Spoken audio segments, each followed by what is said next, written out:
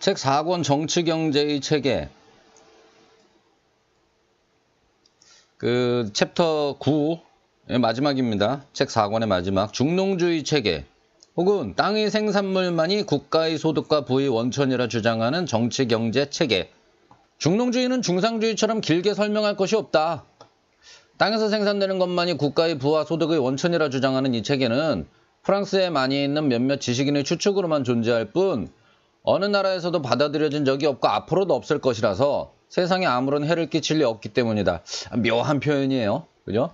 아담 스미스 자체가 어떤 경제라는 부분을 접한 것이 중농학자들을 만나면서거든요. 공작 집안의 개인 교사로 그 아들을 데리고 이제 대륙으로 연수를 떠납니다. 그래서 프랑스에서 중농주의자들을 만나면서 어떤 경제학에 발을 들인 것이다. 그로부터 한 10년 동안 집필 활동 끝에 나온 게 이제 국부론이거든요. 국부론의 많은 그 문장들이 또는 많은 주장들이 이 중농주의자들이 이미 언급했던 내용들이랑 겹치는 것도 많고 그래요.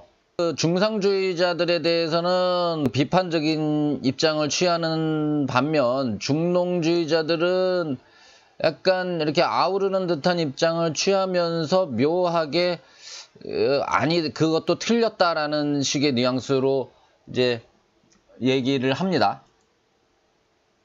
어쨌든 내가 아는 범위에서 그 대략을 설명해 보겠다. 이거 뭐 아담 스미스가 하는 얘기예요.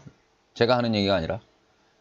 그 루이 16세의 유명한 총리인 콜버트 씨는 모든 면에서 뛰어나고 지식이 충분해서 사회소득에 대한 방법과 질서를 제시하는 데 어울리는 사람이다. 어떤 중상주의적 견지를 가지고 그 정책을 펼쳤던 대표적인 인물이에요. 이 콜버트 씨가. 하지만 불행히도 규제 덩어리일 수밖에 없는 중상주의 체계를 받아들여 많은 것을 규제하고 규제들을 감시하고 관리하는 체계를 세웠다. 특정 분야에 특혜를 주고 다른 분야를 제한했으며 도시를 지원하기 위해 시골을 억압했다. 도시민에게 식량을 싸게 공급하고 제조업을 장려하느라 곡물의 수출을 완전히 금지하여 시골 사람들을 어렵게 했다. 게다가 국내 지역 간의 이동에도 세금이 부과되던 종래의 제도까지 있어 그 비옥한 땅과 좋은 날씨에도 불구하고 프랑스의 농업은 매우 낙후되어 있었다. 이런 낙후성의 원인을 찾으려는 연구가 시작되었다.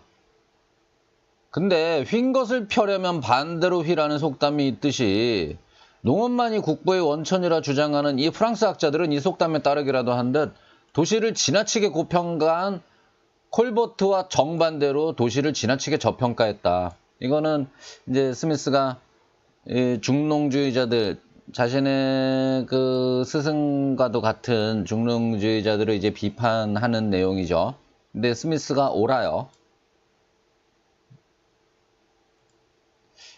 중농주의자들은 국가의 생산에 기여하는 사람들을 세 계층으로 나눈다. 첫째, 지주계층. 둘째, 경작자, 농부, 시골 노동자 계층으로 그들이 생산계층이라 특별히 칭하며 존경하는 계층이다. 농부들을 농업에 종사하는 사람들을 얘기하죠. 셋째, 기능공 제조업자 상인계층으로 그들이 비생산계층이라 비하하며 낮추는 계층이다. 뭔가 이거 그 생각 안 드세요? 저기에요. 이거 산업공상이에요. 제가 하는 얘기가 아니고 이게 중농주의라는 얘기예요. 중농주의자라는 얘기예요. 피지오크래시라고 하는데 이 케네가 어떤 중농주의자들의 어떤 대표적인 인물이거든요. 케네라는 요 인물이. 근데 요 사람이 의사예요. 직업이 피지션이죠. 의사가. 의사라서 피지오크라시라고 하는 것인지 아니면 어떤 과학적으로 그 경제적인 문제를 과학적으로 접근했다는 의미에서 피지오크라시인지 그건 제가 모르겠어요. 뭐 나와 있지도 않아요. 근데 여하간 이들을 피지오크라시라고 불렀었고 이 뜻을 얘기하자면은 자연을 관장하는 그런 내용이래요. 프랑스와 케네에 대한 위키피디아 페이지인데 그 공자, 논어 뭐 이런 거에 빠져있던 사람이에요. 오리엔탈리즘과 차이나에 빠져있던 사람이고 중국의 정치와 사회에 대한 책도 쓰고요. 레이세스페어라는 이 문구를 만들었다고 얘기를 하죠. 근데 레이세스페어는 그 차이니즈 중국말 무위, 우웨이의 번역이라고 나오죠. 그 종합해서 말씀을 드리자면은 중농주의자들은 이 사람들은 동양 철학에 약간 경도되어 있었고 동양 철학에서도 그 컨퓨시아니즘이라든가 이런 거에도 많이 그 경도되어 있었다고 얘기를 하죠. 그래서 농사를 가장 으뜸으로 여기는, 그 다음에 공업과 상업을 약간 비하하는 그런 사상이 이 사람들한테는 있었어요. 이 사람들은 경작을 증진시키기 위해서 지주계층이 땅을 개발하고 건물을 짓고 배수시설과 울타리 등을 만들고 유지하는 데 들인 비용과 농부가 경작하기 위해 농기구 가축, 씨앗 및 1년간 먹고 살 식량 등을 처음 갖추는 비용, 그리고 다음 해의 농사를 위해 매년 반복적으로 지출하는 씨앗과 식량과 농기구 유지 비용, 이렇게 세 가지만이 중농주의자들이 보기에 생산적 비용이고 나머지 모두 비생산적 비용으로 여겼대요. 중농주의자들은. 그런데 보통 사람들이 이야기해도 제조업자들과 기능공들은 원자재에 큰 가치를 부여한다고 보이잖아요. 제조업자들도 물건에 가치를 부여한다고 보통 사람들이 여기는데 중농주의자들은 유독 그 조선시대 사람처럼 이 사람들에게는 이 공업과 상업은 비생산적 계층일 뿐이었어요. 중농주의자들에게 그들의 노동은 그들을 고용하는 데 들어간 자본을 대체할 뿐이고 거기서 생기는 이익은 그 자본을 투입한 고용자를 먹여 살리는 데 소요될 뿐이다. 추가적인 가치를 생산하지 않다고 본 거예요.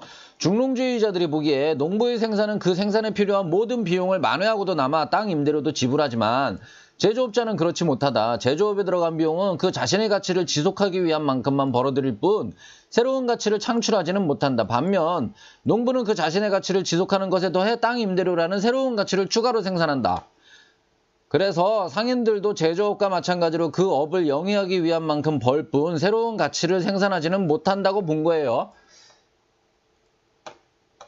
기능공 제조업자 상인들은 그들이 소비해야 할 것을 절약하는 방법 외에는 사회의 부를 증대시킬 수 없다고 봤어요. 반대로 농부와 시골 노동자들의 노동은 그들의 소비를 실컷 즐기고도 사회의 부를 증진할 순생산을 추가로 만들어낸다고 본 거예요. 그러니까 나머지 농부들 말고는 이미 생산한 농부들에 의해서 가치가 생산되고 나머지는 그 이미 생산된 가치가 그냥 돌고 돌 뿐이라고 본 거예요. 중농주의자들은. 대체로 지주와 농부로 구성된 영국이나 프랑스는 열심히만 하면 즐기면서 부유해지는 반면 네덜란드나 함부르크처럼 상인 기능공 제조업자로 구성된 나라들은 오로지 쓸 것을 아껴서 궁색해야만 부유해질 수 있다고 봤대요. 이렇게 이해관계가 다르다 보니 전자의 나라들은 친절하고 넉넉하고 솔직하며 좋은 교우관계를 갖지만 후자의 나라들은 속이 좁고 비열하고 이기적인 성격을 가진다. 그 네덜란드 같은 나라는 바람직하지 않다. 오로지 장사꾼들만 모여있는 나라다. 이렇게 자꾸 비하하는 듯한 생각을 가지고 있어요. 비생산계층, 즉 상인, 기능공, 제조업자들은 지주와 농부가 되는 비용으로 고용되어 먹고 사는 것이다라고 봤고 농부와 지주가 결국 비생산계층의 월급과 수익을 대는 것이며 비생산계층은 농부와 지주의 하인들이라고 볼 수 있다라고 봤대요. 중농주의자들은.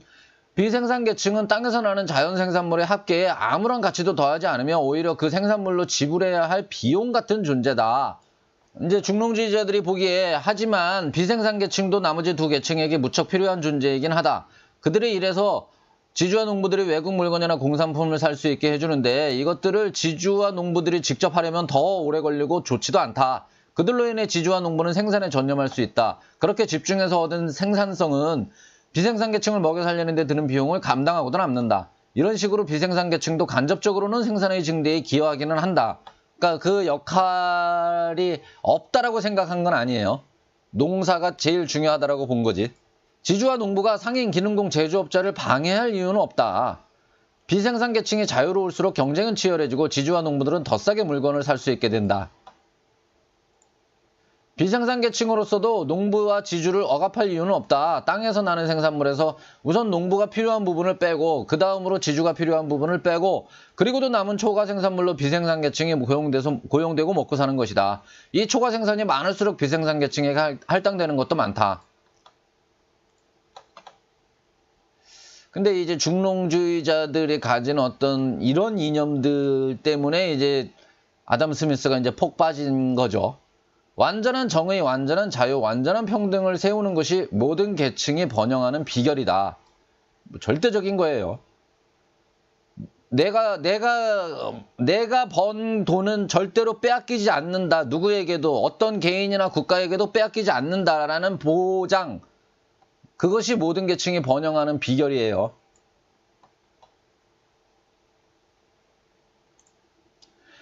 주로 비생산 계층으로 구성된 네덜란드나 함부르크도 지주와 농부의 비용으로 먹고 살기는 마찬가지다. 다만 다른 점은 그들의 지주와 농부는 멀리 있는 다른 나라, 다른 정부의 국민이라는 점이다. 그런 다른 나라의 국민에게 상업국가의 존재는 매우 필요한데 무언가의 이유로 그들 나라에 그런 상인이나 제조업자가 없기 때문에 네덜란드나 함부르크 같은 나라들이 어떤 존재의 이유를 갖는다. 농업국가가 상업국가를 방해할 이유는 없다. 고율의 관세를 부과하는 등의 방법으로 방해해봤자 괜히 상품값만 올려 자신들의 농산물값만 상대적으로 떨어뜨리고 스스로의 생산력을 점차 감소시키는 데 일조할 뿐이다. 자신들의 산업을 장려하는 가장 효과적인 방법은 상업국가들의 무역에 완전한 자유를 허락하는 것이다. 이 개념도 또 굉장히 또 중요하죠. 이상하게 농사를 최대한으로 중요시 여기는 사람들이 상업에 완전한 자유를 줘야 된다라고 주장을 하죠. 그 상업을 중요하다고 여겼던 중상주의자들은 상업에 자꾸 뭔가 제한을 거는 입장이었고, 또한 이 자유는 그들이 필요로 했던 상인 기능공 제조업자들을 가장 효율적으로 얻는 길이다. 계속된 땅의 생산 증가는 보통의 이익을 기대하고 땅을 개발하는 데 투입했던 것보다 더 큰 자본을 만들고, 그렇게 초과한 부분은 자연스레 기능공과 제조업자를 고용하는 쪽으로 향한다. 아담 스미스가 초반부터 주장했던 일단 그 가까운 곳에 먼저 투자를 해라. 땅을 개발하는 것이 우선이다. 땅이 가장 많은 생산을 추가적인 부가가치를 내기 때문이다. 라고 얘기했던 것과 일맥상통하죠. 그렇게 생긴 초기 기능공과 제조업자들은 비록 다른 상업국가의 제조업자들과 비교해 기술이 떨어지고 싸게 만들지 못하지만 멀리서 가져올 수밖에 없는 수입품들과 경쟁 정도는 할 수 있고, 얼마 지나지 않아 기술도 생겨서 더 싸게 팔 수 있게 된다. 더 싸게 팔면 외국업자들은 밀려나게 되고 이어서 외국으로까지 진출해서 경쟁하게 된다. 대한민국 같은 경우에는 대한민국과 유럽의 그 16세기, 17세기 유럽의 어떤 성공 공식도 상업과 제조업을 통해서 그 나머지 농업을 견인해 간 모델이거든요. 근데 이 농업이 우선되어야 한다라는 이 입장은 중농주의자들도 주장했고 아담 스미스도 이 입장에는 동감하는 쪽이에요.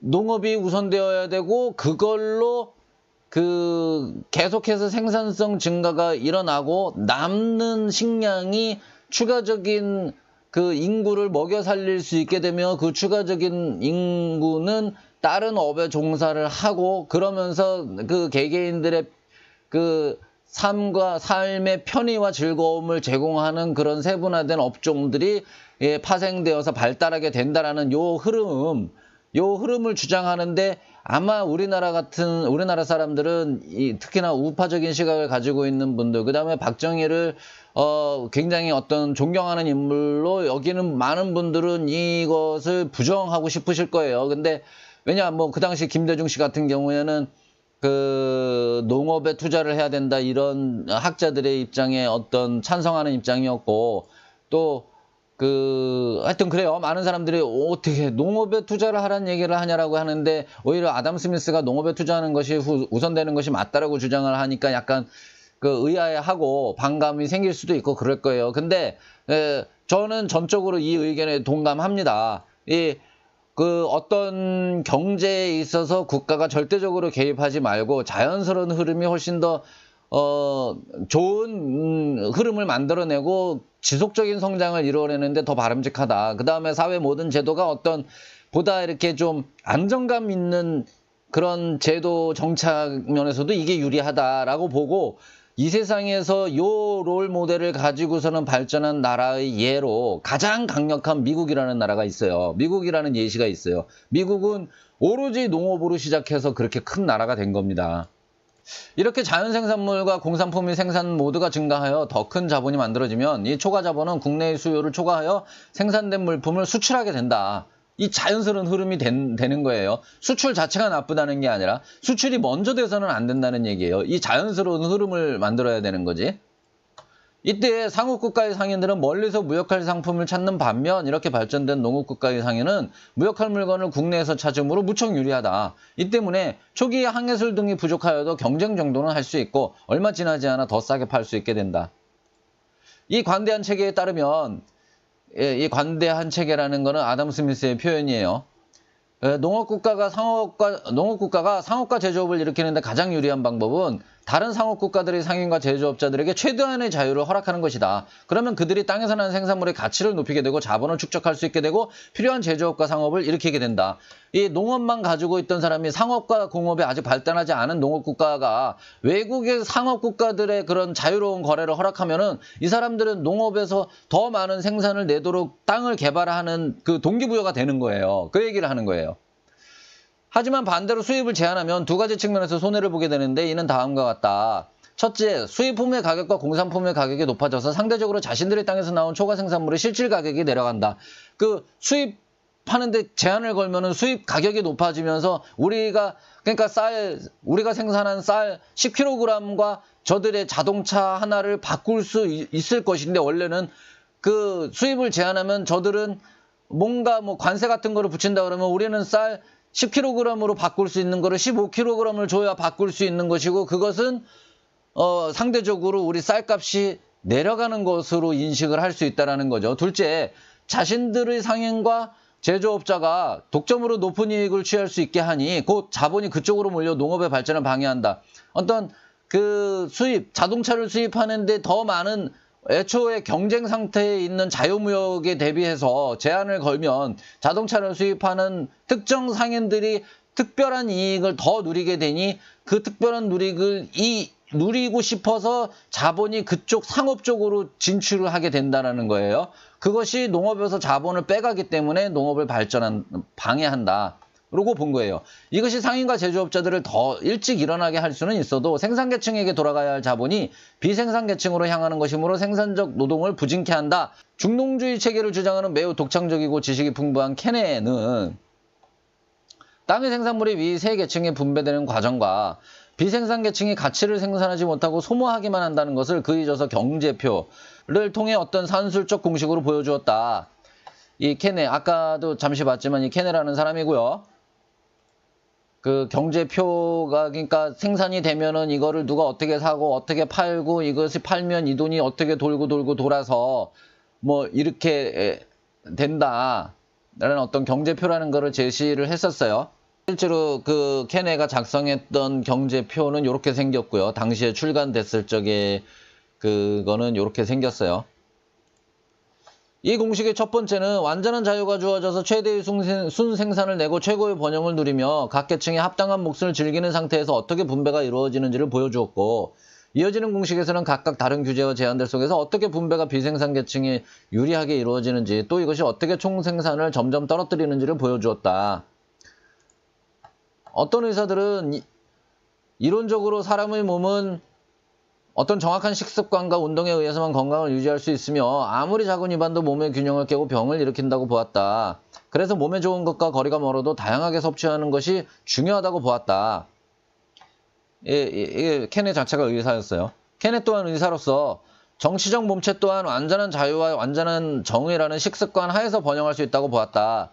하지만 인간의 몸도 스스로 좋은 상태를 유지하려는 능력을 갖추고 있듯이 정치적 몸체도 개개인이 자연스레 각자의 이익을 추구함으로써 정치 경제의 나쁜 영향으로부터 스스로를 지킨다고는 생각하지 못한 듯하다. 이거는 이제 아담 스미스의 의견이에요. 이제 그 아담 스미스의 중농주의에 대한 이제 비판이 나오는데 중농주의의 가장 큰 오류는 기능공 제조업자 상인을 비생산 계층으로 보았다는 것이다. 다음으로 그 주장이 부적절함을 설명하고자 한다.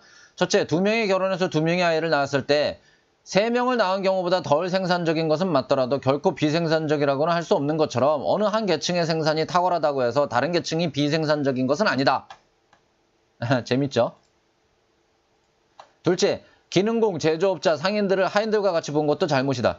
하인들의 노동은 행위와 동시에 소멸하며 다시 팔 수 있는 형태로 인식되거나 고정되지 않고 그들을 고용하는 데 들어간 비용은 유지되지 않는다. 나는 앞선 챕터에서 하인을 비생산적으로 그리고 기능공 제조업자 상인을 생산적으로 분류했다.